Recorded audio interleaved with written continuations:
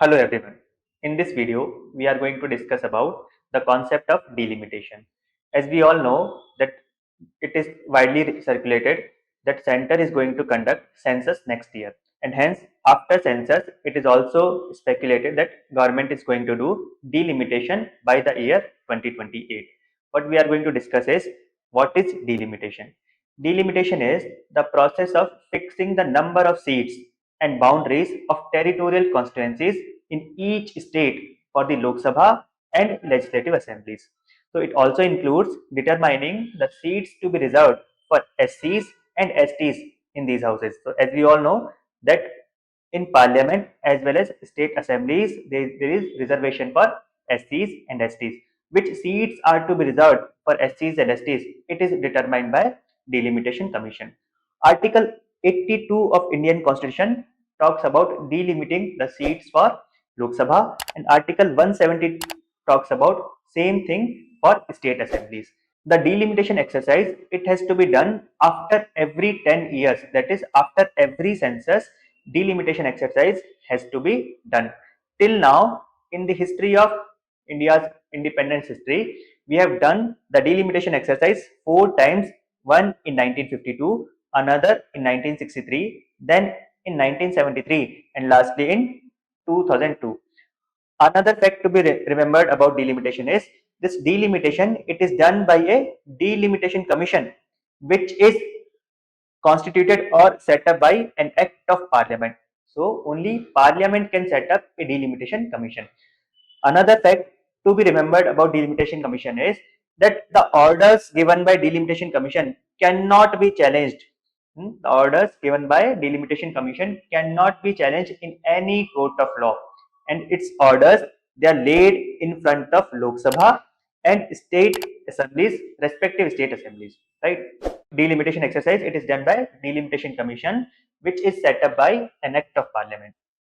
Now, what is a constitutional requirement for delimitation? Why do we do delimitation? You see, India is a democratic country. In democracy, there is very fundamental principle that each citizen should have one vote, and one vote should have one value. Meaning, the value of one vote of a citizen should be same. Now, as the population is changing in our country, right, in each constituency, we have to ensure that almost equal number of citizens are there in each constituency. And hence, after the first census of 1951, we conducted the delimitation exercise. Similarly, after 1967, 61, then 71, we have changed the total number of seats as well as seats allocated to each state. Initially, after 1951 delimitation, the total number of seats which were fixed were 494, then it was increased to 522, and after 1971 census, the total number of seats in Lok Sabha were fixed to 543. But after 1971 census, or after the third delimitation exercise, in order to encourage population control measures, and so that the state with higher population growth do not end up having higher number of seats, what we did was we froze the exercise of delimitation by 42nd Constitutional Amendment Act till the year 2000. So what Parliament passed? Parliament by 42nd Amendment Act, they passed a act saying that till the year 2000 we will not be doing the exercise of delimitation. The number of seats in Lok Sabha will be frozen to 543, which was fixed after 1971 census. The same thing was again extended by 84th Amendment Act till the year 2026, meaning till 2026 Parliament cannot conduct the exercise of delimitation. Meaning after the first census of 2026, whatever will be the first census after 2026, the next delimitation is due. The boundaries of territorial constituencies will be readjusted or were readjusted in the year 2001 as well.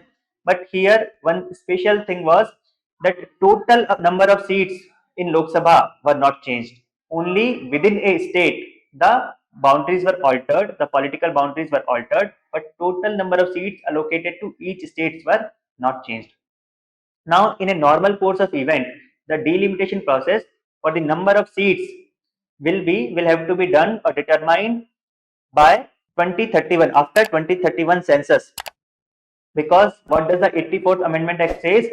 That after the first census, or after the census which will be done after 2026, this exercise of delimitation has to be conducted. So the Act of 84th Amendment Act, the 84th Constitutional Amendment Act says that delimitation has to be done after the census which will be conducted after the year 2026, meaning after the census of 2031. Ideally we should be conducting the exercise of delimitation, but because the census of 2021 has been delayed and it is expected that it will be completed by the year 2026, and delimitation exercise might be done before 2031 census only. If delimitation is done, who will lose and who will gain? So you see, currently there are few states which have very high population, but their number of seats are not in proportionally. They don't have the number of seats in Lok Sabha in proportion to their population. Reason being, we have fixed or we have frozen the total number of seats in Lok Sabha as per 1971 census. So currently the southern states in India, they have over representation in Lok Sabha, and northern states in India, they have under representation in Lok Sabha. So the northern states like UP, Bihar, they will see massive change in their total number of seats. For example, UP is expected to have 143 seats after the exercise of delimitation from current 80 number of seats. Bihar is expected to have 79 seats after delimitation from present 40 number of seats. Similarly, MP will be having nearly 52 seats from present 29. Rajasthan's seats might increase from 25 to 50. On the other hand, in southern states, there will be increase, but the increase will be very limited. For example, in Karnataka, the number of seats which are right now 28 might increase to 41. In Tamil Nadu, the total number of seats which are right now 39 might increase to 49. In some of the states in India, like Kerala, Goa, northeastern states like Meghalaya, Arunachal Pradesh, Manipur, and Tripura, there might not be any change in the number of seats in Lok Sabha. Also, the total number of seats in Lok Sabha will also be going to increase. Right now, the total number of seats in Lok Sabha is 543. It might increase to 888.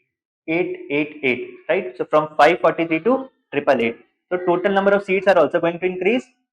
Now, to accommodate the new or the higher strength in Lok Sabha, we all know that Parliament has got the new building. In the new building of Lok Sabha, there the total capacity is 888. The new building of Rajya Sabha in the new Parliament has 384 total seats.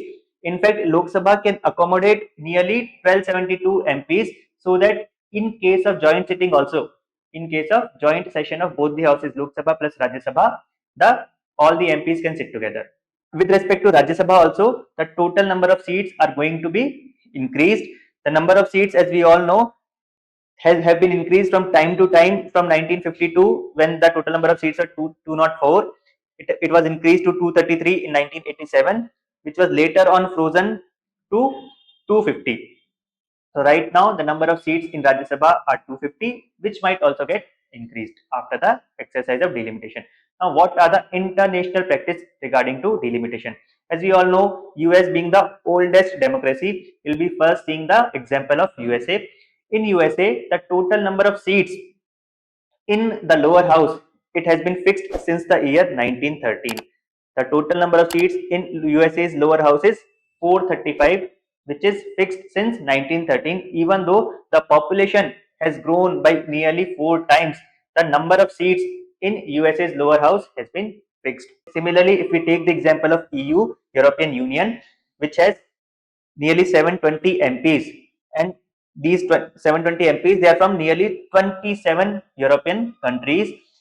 In EU, the principle which they follow for the process of delimitation is digressive proportionality, meaning the ratio of population to the number of seats shall increase as the population increases.